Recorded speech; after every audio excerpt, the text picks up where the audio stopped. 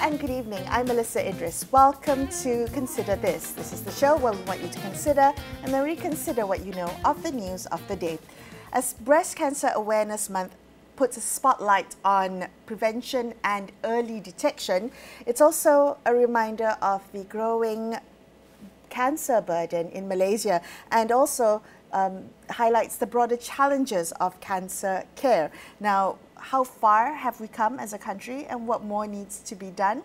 Well, joining us on the show to discuss this further is Dr Murallitharan Munisamy, who is Managing Director of the National Cancer Society Malaysia. In 2022, he was one of 3 winners of the Global Best Cancer CEO Award by the Union for International Cancer Control. So it's a delight to welcome Dr. Murali to the show. Thank you for being here with me. Thank you. Always a pleasure. Okay, so I was hoping we could start our conversation broad.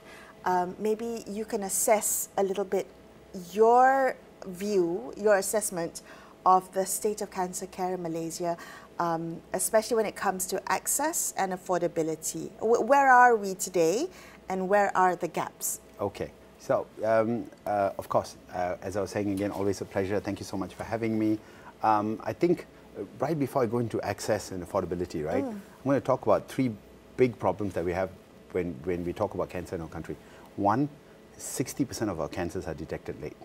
60%? 60 on average across all the different cancers. Some cancers are lousy. Like lung cancer, we what, 95% is detected late. So really bad numbers. Second, we start seeing cancer in younger and younger Malaysians every year. So people are getting cancer younger in this country. And the third is the equally more worrying part. We have absolutely no idea on how to screen for and kind of pick up cancer early. Our people are clueless in the sense that, I'll just give you one number and then I'll go on into this. Less than 1 in 2, meaning 50% of every woman in Malaysia has ever had any kind of breast screening in their entire lives. These are women between in the screening ages, from about 30 to about 65, 70. So, and you know, Pink October, these are things that are very loud. Breast cancer is very kind of in the spotlight almost all the time. It's the most popular cancer in terms of awareness. And even with that cancer, we're doing miserably. So, yeah. So that maybe sets the scene.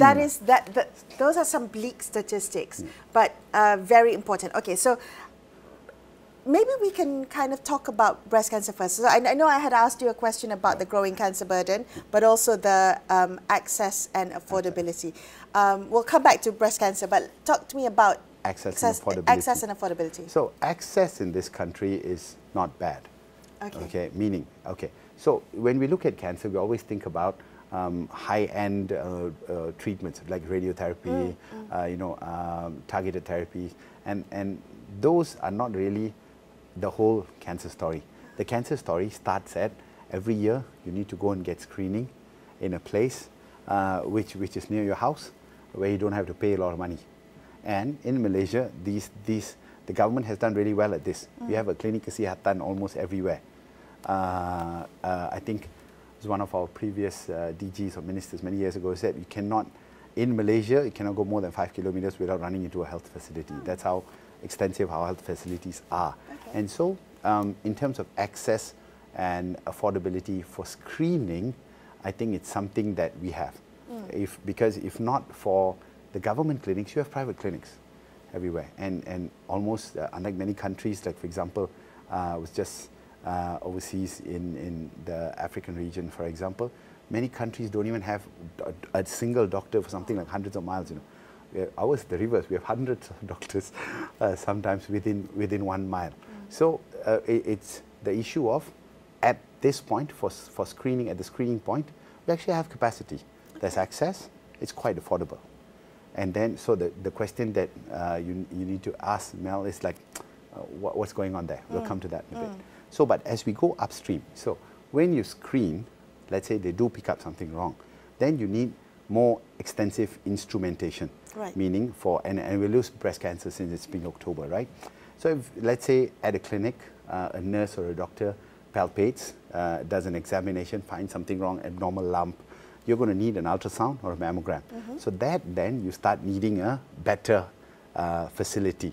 So you need a hospital that has mammogram, that has ultrasound, that has radiologists, if you need a breast surgeon. So, and this then becomes a little bit of a choke point. The diagnostic pathway. The diagnostic part of the journey. Absolutely.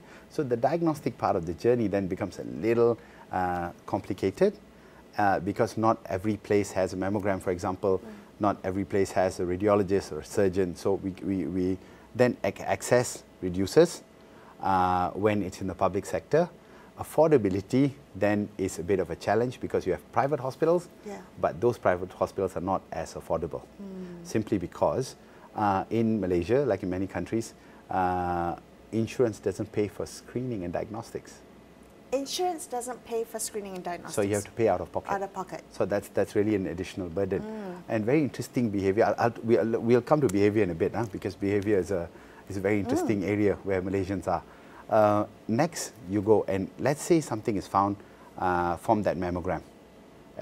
You now need to have a biopsy, and if you need a surgery, chemotherapy, all this again is quite accessible. Ironically, it becomes accessible once again because almost all government hospitals can do it. Yes. And prices within this pocket is actually very reasonable for Malaysians.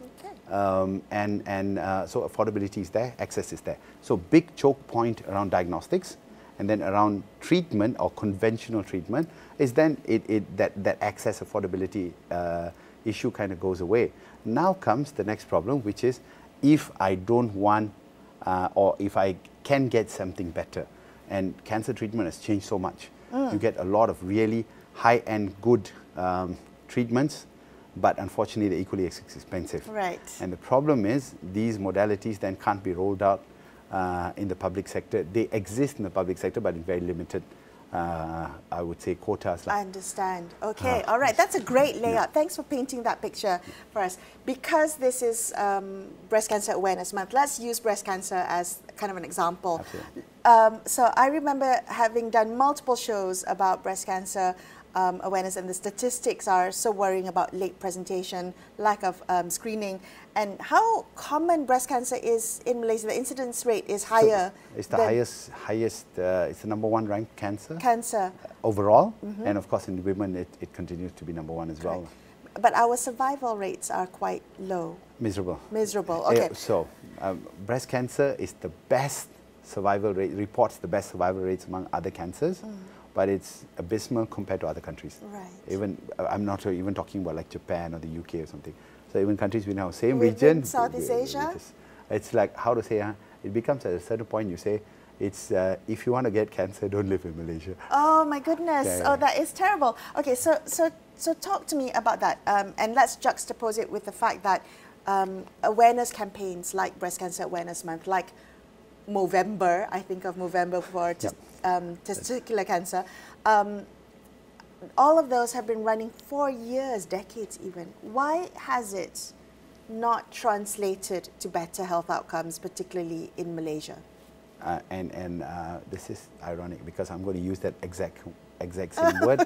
Translation is the point. It actually is getting lost in translation. It's lost in translation. So one of the things that we began to notice a couple of years ago is at the National Cancer Society of Malaysia and with other agencies that medicine in Malaysia is a very English oriented it's a vernacular thing. As well. So if you notice, Pink October, Movember, all these things, huge amount of noise in English.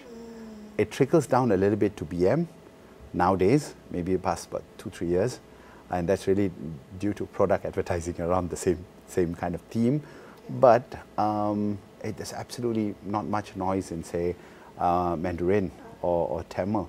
And like I said, I'm making that very guarded, observation that it trickles down a little bit to BM.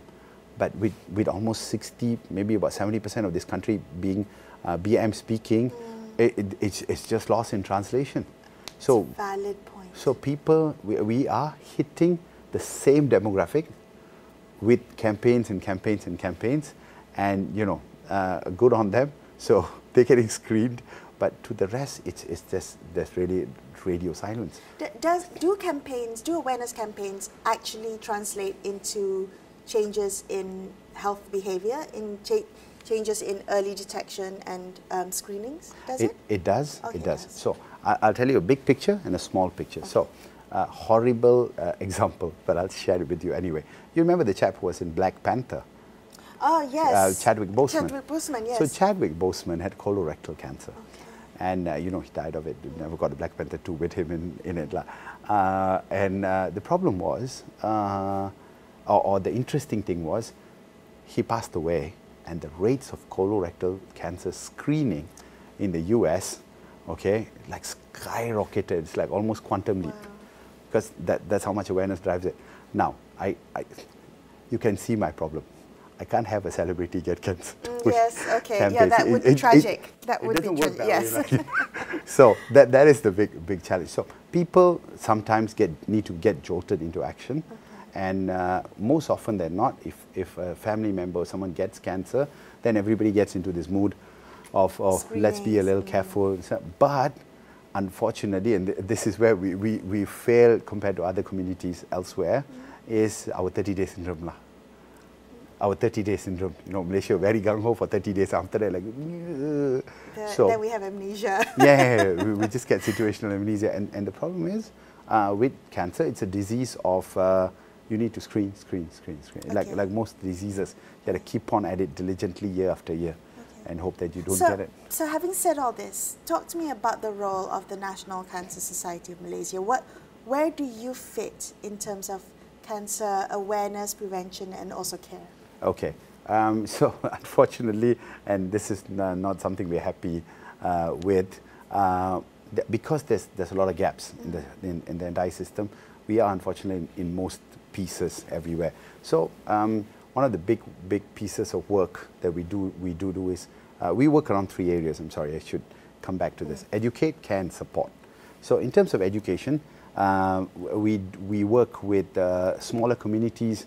Where people who live in rural areas, schools, universities, the general public, to kind of educate them, bring a little bit more awareness, and as well as kind of push them onto the edge to go out and get screening. And then under the care packet, we run diagnostic programs, screening programs. We have these large mobile hospitals which go out all over the country into like small rural areas and actually work. They park in, say, a small village or like a little town. They're there for like 4 or 5 days screening people for cancer.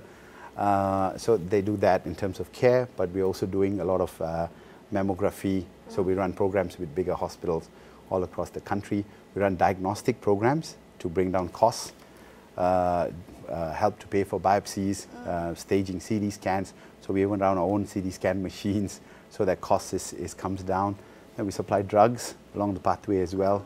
And we also run now, I'm sorry, just seem to be going on forever. And then we also run transit homes. So in Malaysia, one of the challenges I was telling you about is that very few centers have tertiary treatment for cancer. So in the Ministry of Health, for example, there's only 7 or 8 big centers in the whole country that actually can treat cancer in a holistic manner. So people have to come from, say, Kelantan or Terengganu. They have to come out. And when they come to KL, they have to stay for like 3 weeks, 4 weeks, and then come back another 3 or 4 weeks. So this is a big factor, we realize, that makes people drop out from treatment. And so we started building transit homes. Transit homes are basically free accommodation for patients coming out for cancer treatment with their family members so that they can stay for the length of the treatment and then go home. And this really functions so much to bring up the rate of people coming for treatment. So these are some of the things that the Cancer Society does all across. That's really wonderful. The transit homes, I didn't realize was an issue, and I wanted to talk to you about that. I mean, the idea that sometimes when we talk about the patient journey, we often focus on the medical treatment, right? Absolutely. But there's so much more. The support systems need to be in place, like the transit homes, the mental health care, palliative care sometimes, Absolutely. financial Absolutely. assistance. all of this, I think, tend to be overlooked in cancer discussions.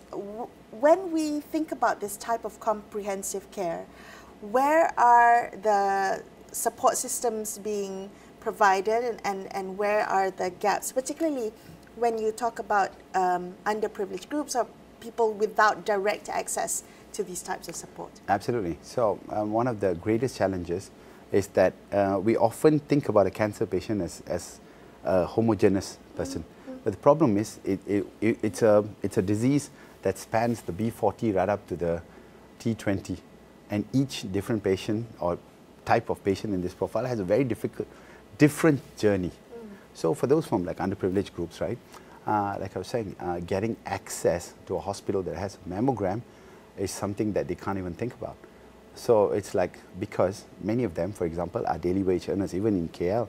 So those who are daily wage earners, and now it's getting worse because a lot of people are in gig economies. If I don't work today, I'm not going to get paid. Yeah.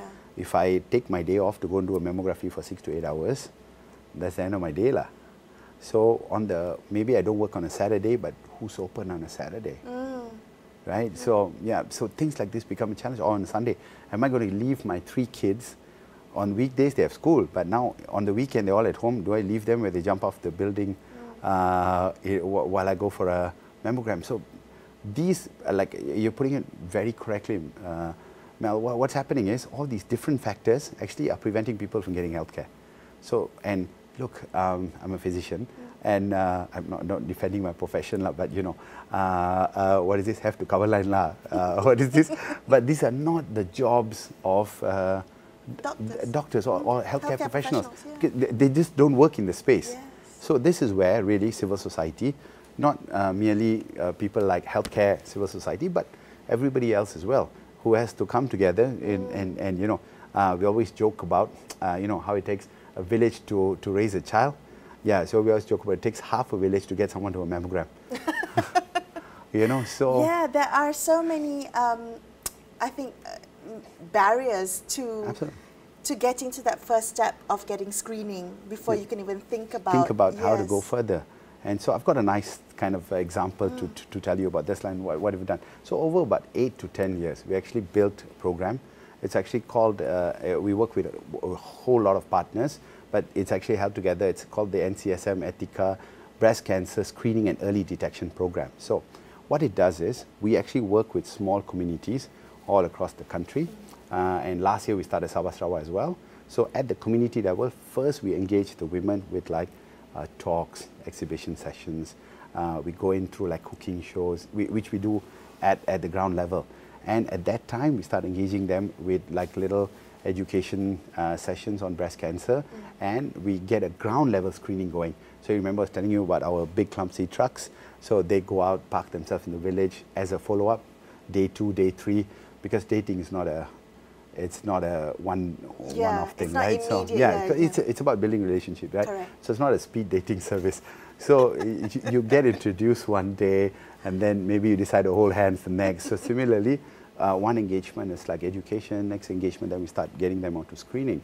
So once we've got them screened, the ones who have something wrong at the ground level, you know, we need them to get to a mammogram. So then we work with partner hospitals in different states, and what we do is we get these guys to cooperate by opening up on like Saturdays, Sundays, and very important, we are not using the public healthcare system, which is overburdened, so this is entirely using private partners. GPs and the like? No, so this is hospitals. GPs as well on the ground, who work with us in the education, the early detection parts, but private hospitals on the slightly higher plane of diagnostics, so they open up Saturdays, Sundays, so that we can bring this women who work with logistic companies. So they come out and they get a mammogram. So in some cases, in the village or the small town where they are, we have to arrange for babysitting for the kids. So the kids get sometimes a day out as well. They come with their moms to the center. And then we get these ladies get a mammogram and all that. They go home, back to their place. But then, let's say something is wrong from that mammogram. We have an active patient tracking center which calls these ladies up. Follow up. Make sure that, okay, you need to go to Hospital Putrajaya, for example, and get a biopsy. Why are you not going? Basically, my name for the active patient tracking center is your Kepochi auntie lah. So buddy system. Yeah. So it's Kepochi auntie will keep on calling, oi, tak pergi ke? Haven't you gone?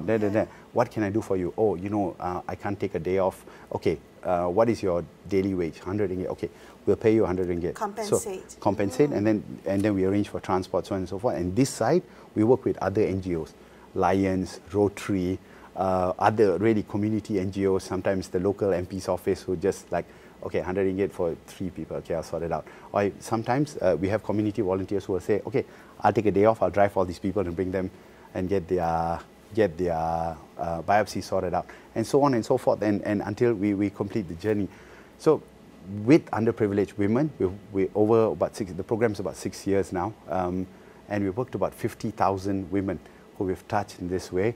It's time consuming, but this is another thing that I always say as well, equitable access, right? Yes. It's very different, it's more expensive, and needs a lot more engagement compared to my wife or my mom who lives in Cheras and can, you know, yeah, and you're absolutely right. This brings it back to how you know, kind of awareness campaigns or cancer campaigns are structured, right? It's very targeted to a certain level of person, certain type of person, and when we think about all the real challenges that people face in trying to get that out of the door to see the doctor is really significant, and the reality is you need to address those. You need to be there for support.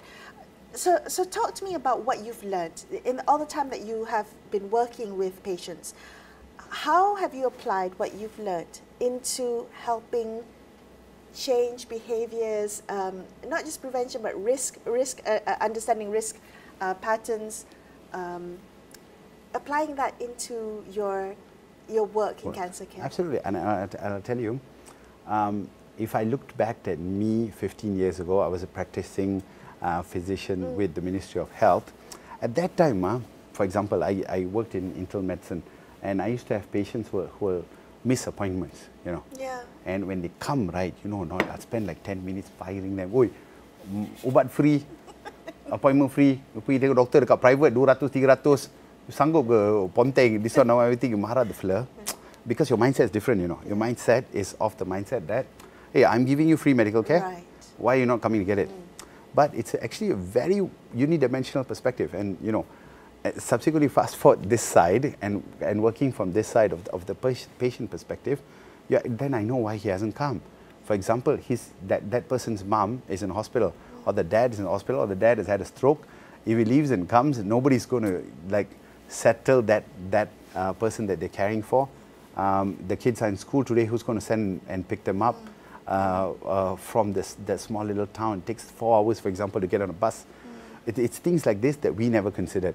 And I still make the case that it's not the healthcare professional's job to consider it, but it needs to be society overall that looks at it and comes up with all these different aids, if you will, to kind of assist our family. I say family in the broadest space, every single Malaysian, to get to care. And that's really how we need to tackle healthcare, not merely coming at this medically. So, Dr Murallitharan, as we wrap up, can I ask you, what message would you like to leave our viewers tonight about cancer awareness and prevention, but also how can we support the work that, not just the work that you do, but how can we support our community in cancer care? I think I go back to the Kepochi auntie concept. Okay, we should all be Kepochi aunties. Absolutely. So look, you overall society, and it's a horrible thing to say as a male to other males, men have been are difficult in the sense that women are really the fabric that hold this society together. And one of the core things that every woman does is make sure that everybody around her is kind of ticked off. My wife can tell you like what meal I had, my kids, whether they're in school, I'm sure you do the same, right? You know, you have situational awareness of your entire community, your small community around you. We need to take more, be a little more aware of the larger situational community, of the community around us. These days, maybe about 10-15 years ago, we have become a little bit more closed off. We used to know, or we used to be able to know whether people got health checkups. We need to push people to not only be more aware. In this country, I don't think it's awareness sometimes, where access, affordability, coming back to those words, that keeps people shackled.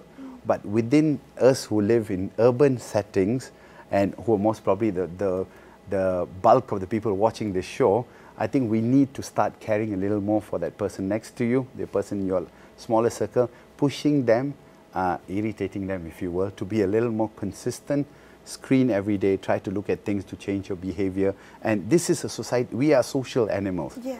There's nothing that we don't do in groups, you know, and group behavior is the only thing that will make us change, become a little healthier, stay a little safer, and maybe not, and get our cancers maybe detected a little sooner. Thank you so much for chatting to me today. I appreciate your time. Thank you, Dr. Murali.